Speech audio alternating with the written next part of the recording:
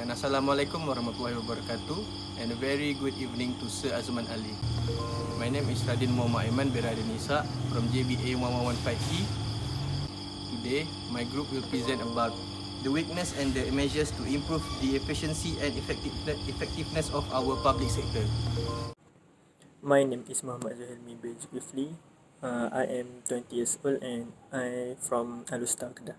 My name is Ami Wami Kusai. I'm from JBA 1115E and I am business studies student. Hi, Assalamualaikum. My name is Muhammad Wafi bin Jamaluddin. I am from JPA 1115E and I am business studies student. Assalamualaikum warahmatullahi wabarakatuh, and my name is Muhammad Abdul Syakir bin Abdul Syukur. I'm from class JBA 1115E and I'm also from course BA 111.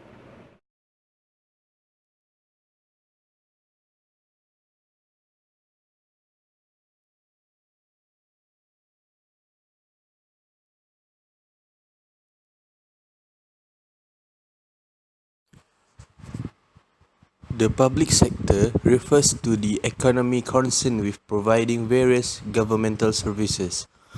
The composition of the government services varies by country. However, in most countries, the public sector provides services such as the military, police, public education, healthcare, and infrastructure, also known as public roads, bridges, tunnels, water supply, electricity, telecommunication, and so forth.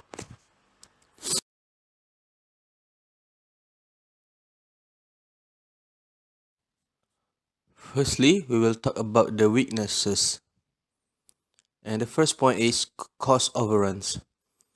Various surveys made on the working of public sector enterprises in India have highlighted the point that most of the projects look longer time to complete than was initially envisaged. Such delays raise the cost of such projects, putting extra burden on the country's scarce resources. The inability to control the cost may have causes this type of weaknesses in Malaysia. Our country need to handle the costs properly and make a working plan so that that the cost overrun will not happen in our country, in also in the public sector. And next is faulty manpower planning.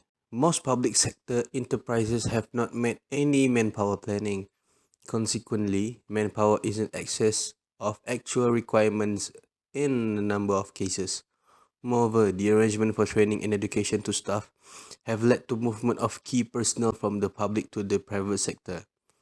Our government have to make manpower planning carefully so that it will not become a problem to the cost. It also can connected to the cost overrun because of if the manpower planning does not being planned properly, then it will add up to the cost.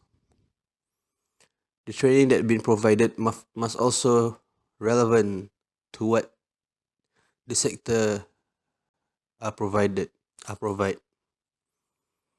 so that we will not spend more than we actually need.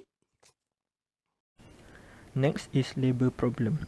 The public sector enterprise have also been hit by labor problems or deteriorating industrial relation. One of the causes of poor performance of such enterprise has been indiscipline among workers. We may also observe deteriorating labor management relation in most large government enterprise where supervision is a very difficult task. Lastly is wrong pricing policy. The pricing policies of most public sector enterprise are not guided by the principle of profit maximization, but it is controlled and regulated by the government. Since most public sector enterprise supply inputs like coal, power, steel and the others to other sector, price are kept low even in the face of rising costs. The public sector has to improve the efficiency and effectiveness of their service to the people. Efficiency refers to the optimal use of resources with an acceptable return on the money and resources invested in a service. Effectiveness refers to the actual outcome that the service achieves. The following are several measures taken to improve the efficiency and effectiveness of the public sector. The one measure one call center with the single contact number of 603-800-800 was launched in 2012 to connect users to all government agencies, multi-channel option via telephone call, short messaging system, email or social media are used to respond to any public inquiry, complaint, suggestion or feedback. One MOCC was implemented as a one-stop service center with 24/7 operation, including on Saturday, Sunday and public holiday. Government services are thus made even more convenient through the one MOCC, whereby multiple ministries and agencies can be reached at one easy-to-remember telephone number.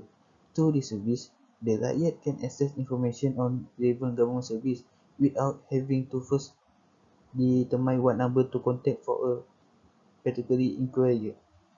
The introduction of one MOCC provides a seamless approach to customer service, offer low call rate for the public, reduce the distance between the provider and user of government service, and enable cost saving through a centralized, efficient and accurate communication system. The implementation of this center has resulted in the optimization of resources and more effective collaboration between ministries and agencies in providing quality service to the public. Government Transformation Program (GTP) was launched to improve the delivery of public service for big fast result to all Malaysians at 2010. Its aim was to focus on the priority that matter most to the rakyat, such as improving living standards, upgrading life in rural areas through the provision of basic infrastructure and economic opportunities, ensuring quality education, enhancing accessibility and connectivity for urban public transport infrastructure, creating a safe environment by reducing crime, promoting integrity and ethical practice, and establish greater accountability and transparency in government institutions. Government Online Services Gateway. The Government Online Services Gateway, or GOS, has been designated as the single gateway for all government services. The GOS Gateway is an integral part of the government's digital first, citizen-focused strategy. It is being implemented in 4 clusters: business, education, health and welfare. Then, the next point is Urban Transformation Centers. Urban Transformation Centers, or UTCs, which are converted from underutilized buildings, has resulted in cost saving of 1.5 billion ringgit to the government, with 15 one-stop centers operating nationwide. UTCs are regarded as one of the government's effective efforts to provide the urban community with key public services under one roof. These centers have transformed the working practice of the government by providing convenience to the rakyat. Then, it is the e-government using information technology and operational innovations. With advances in information technology, or IT, service delivery will be further enhanced and executed with greater speed and accuracy. E-government also refers to the use of communication, content and infrastructure, which is using CCI technology to enhance access and delivery of public services to the rakyat and businesses. So the next slide is about service quality, which is service quality is more focuses on achieving service excellence by continuous incremental improvements in the quality of service offered by the public sector. So for instance, the Malaysian passport applications can be issued within 1 hour after payment is received. Service quality also demonstrated by the success of Hospital Sultan Ismail Johor Bahru in reducing the waiting time at its orthopedic specialist clinic and oncology treatment center from 120 days to 30 days. So the number of patients treated at the center has increased by 60% from 30 patients to 48 patients a day. So the next measure that taken to improve the efficiency and effectiveness of the public sector is by Malaysia Productivity Blueprint. So the 5-year Malaysia Productivity Blueprint is a nationwide productivity agenda and implementation plan put in place by the Malaysian government. So the mission of Productivity Blueprint is actually to aim to strengthen the governance and institutional mechanism to boost public sector productivity strategies and establish a dedicated national productivity portal. And then the key performance indicators, which is KPI, were to implemented to accelerate regulatory reforms and rationalize government institution. So the next slide is about total quality management via improvements to system and work procedure.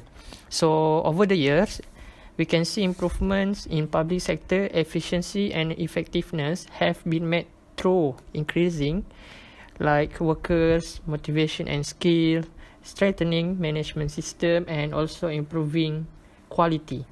Restructuring government employment is important so as to reduce the size of emoluments and also to avoid the duplication of works.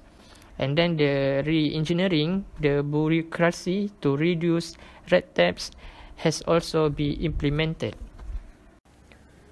For the conclusion, in Malaysia, the public sector must take on the pivotal position of becoming an enabler to the company population and drive the country towards competitiveness.